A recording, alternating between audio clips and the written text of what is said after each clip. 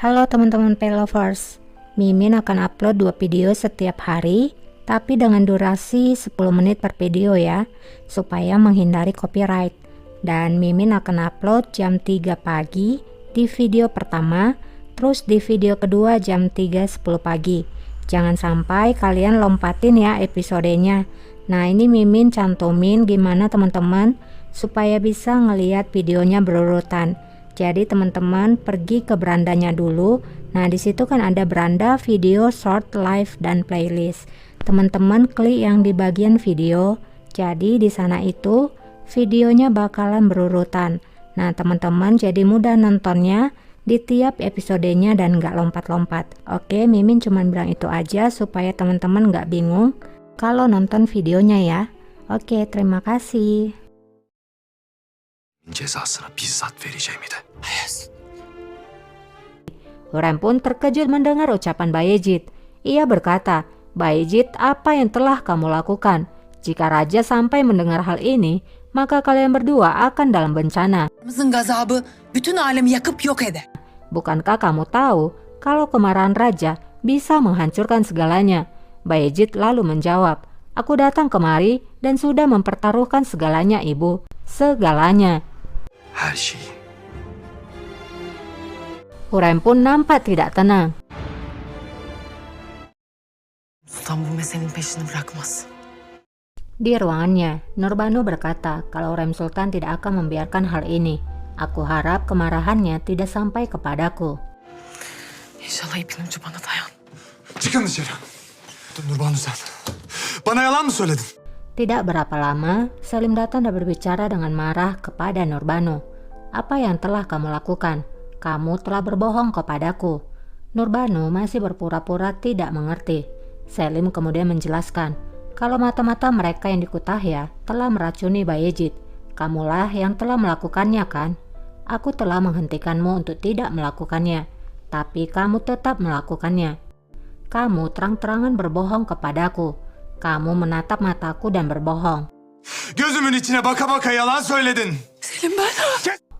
Nurbanu mencoba berbicara, namun Selim yang sudah emosi mencengkram mulut Nurbanu. Bundan böyle... Kamu tidak akan terlibat dengan ini lagi.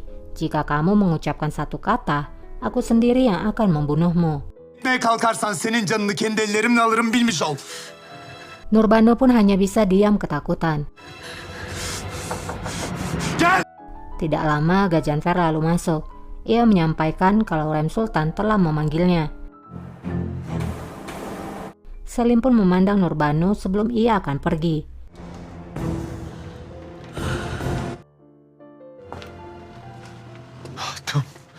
Di ruangan dokter, Sumbul datang ke sana dan Sumbul bertanya bagaimana keadaan Hurrem Sultan İyi bir şey sekarang. söyle bir. Aku harap aku mendapatkan kabar baik. Dokter pun berkata, "Aku telah melihat pasien serupa Sumbul. Sayangnya hari-hari Sultana tinggal menghitung hari.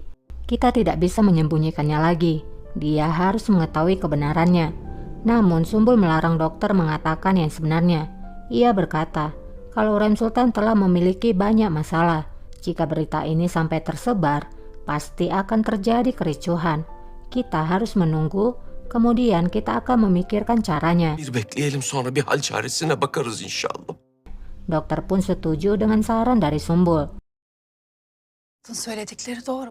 Di ruangan Hurrem, Selim telah sampai di sana. Hurrem kemudian bertanya, apakah yang dikatakan oleh Bayezid adalah benar. Sayangnya Selim tidak mau jujur. Ia mengatakan kalau Bayezid telah memfitnahnya dan jangan mempercayai Bayezid. Dialah yang sebenarnya telah mencoba meracuniku. Aku hampir mati, tapi Nurbanu telah menyelamatkanku. Az daha ölüyordum, Nurbanu yetişti. Madem öyle niye buraya kadar? Hurrem pun berkata, lalu mengapa Bayezid sampai datang kemari? Kenapa dia menghunus pedangnya ke arahmu? Selim pun menjawab, hanya ada satu penjelasan. Bayezid tidak tahan memikirkan bahwa raja memandangku sebagai penggantinya. Dia menemukan jalan ini sehingga dia ingin menyingkirkanku dan menjadi satu-satunya pewaris dari tahta. Hurrem pun berkata, jadi semua yang ia katakan adalah kebohongan. Selim pun mengangguk mengiyakan. Hurrem bertanya lagi, lalu bagaimana dengan emas yang telah dikirimkan oleh Mihrimah? Apakah itu juga kebohongan? Mihrimah'ın gönderdiği altınları çaldırmaya kalkma. Benim sözlerimin bir kıymeti. Selim pun menjawab, nampaknya kata-kataku tidak berarti padamu ibu, karena dia adalah pangeran favoritmu. Kata-katanya lah yang kamu percayai. Hurrem pun tersenyum dan kemudian berdiri. Hurrem berkata, ini bukanlah yang pertama kali Selim. Kamu merencanakan sesuatu dengan Ahmed Pasha dan berbohong kepadaku. Aku masih belum bisa melupakannya. Selir yang kamu kirimkan ke Kütahya telah mengakui segalanya. Jangan berbohong lagi. Daha fazla yalan söyleme. Validem, Yeter. Selim ingin berbicara. Namun Hurrem menyentuh wajah Selim dan berkata sudah cukup. Yeter. Dilin yalan söylese de göz. Dengan lembut, Hurrem berkata, meskipun kamu berbohong, matamu meneriakkan kebenarannya. Sangat menyedihkan. Sejak kapan kamu seperti ini? Selim pun tidak bisa berkata apa-apa lagi. Yazık. Sen ne zaman böyle oldun? Hurrem terlihat begitu sedih karena putranya selalu berbohong di hadapannya. Hurrem kemudian menyuruh Selim meninggalkannya.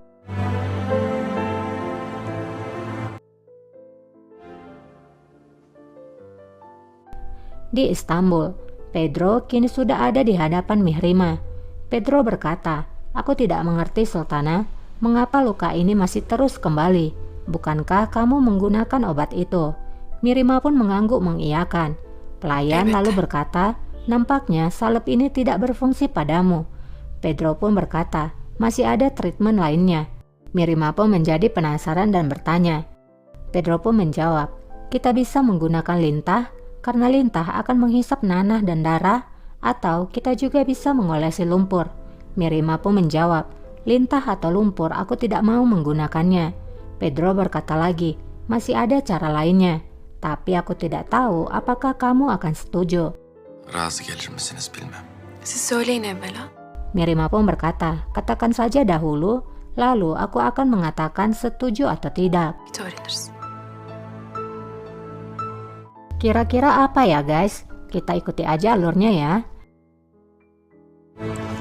Mihrimah'ım nasıl oldu? Di istana, Rustem dan Raja sudah bertemu. Raja menanyakan bagaimana keadaan Mihrimah. Rustem pun mengatakan kalau Mihrimah sudah membaik dan dia akan datang menemuimu. Rustem juga berkata, aku mendengar kamu kembali bersama Gracia Mendes. Kamu menawarinya tempat tinggal di Galata dan memberinya hak komersial. Aku ingin secara pribadi merawat orang yang begitu berharga. Raja pun menjawab kalau Sokulu telah melakukannya. Gracia adalah pedagang berpengalaman. Itu benar kalau aku menghargainya. Aku berharap bisa menggunakan pengalamannya. Dia akan menjadi penambah kekayaan kekaisaran. İlerine katkısı olacaktır. Sizin doğrusu. Rustem pun menjawab, kamu tahu yang terbaik Raja. Beni sükutu hayale uğrattınız. Ben siz... Di Manisa, Hurrem, Lukman dan Diana berbicara. Hurrem berkata, kalian berdua telah mengecewakan aku. Aku mengirimkan kalian untuk melindungi putraku dan menghentikan mereka melakukan hal yang bodoh. Tapi kalian malah tidak tahu apapun. Hanya Tuhan yang tahu apa yang akan aku lihat jika aku datang terlambat. Manzarayla karşılaşacaktım, Allah bilir. Sultanım. Lukman pun menjawab, maafkan aku Sultana. Aku telah mencoba menenangkan Pangeran Bayezid, tapi aku tidak berhasil. Kamu tahu sendiri bagaimana sifat Pangeran Bayezid. Vademizin tabiatını biliyorsunuz. Ben de elimden geleni yaptım. Diana juga berbicara. Aku juga melakukan segala yang aku bisa. Lala telah mengirimkanmu sebuah surat. Hurrem pun berkata, kamu seharusnya tidak usah berbicara. Aku menyuruhmu melenyapkan Nurbanu ketika aku mengirimkanmu. Kamu bahkan tidak bisa melakukannya. Kamu menghancurkan semuanya. Jangan pikir aku melupakannya. Sanma. Diana pun hanya bisa diam saja. Sultanım. Lukman kemudian berkata, apakah kamu tahu surat yang dikirimkan Bayezid kepada Raja? Aku telah memohon padanya agar tidak melakukannya, tapi dia tidak mau mendengar. Hurrem pun berkata, lalu mengapa kamu tidak mencegah surat itu agar tidak sampai ke ibu kota? Bunun payitahta gitmesine mani olmadın. Lukman pun berkata, Jika kami mencegahnya, dia akan mengetahuinya dan mengirimkan pesan lainnya. Tapi aku telah memikirkan cara yang lainnya juga. Aku telah mengirimkan pesan kepada Sokulu. Aku mengatakan kalau surat pangeran tidak boleh sampai kepada raja. Dia pasti akan melakukannya. Gerektiğini söyledim. O icabetini yapacak. Diana pun berkata, "Mengapa kamu tidak menulisi Rustem Pasha saja?" Lukman pun menjawab, "Karena Rustem akan memihak kepada Pangeran Bayezid dan pasti menyerahkan surat itu secara pribadi kepada raja." Rüstem Paşa'mız tarafkir davranır. Hünkârımıza Hurrem pun bertanya, bagaimana jika Sokulu tidak bisa menanganinya? Bagaimana jika akhirnya raja akan mendapatkan surat itu? Lukman pun tidak bisa menjawabnya. Mektup hünkârımızın eline geçerse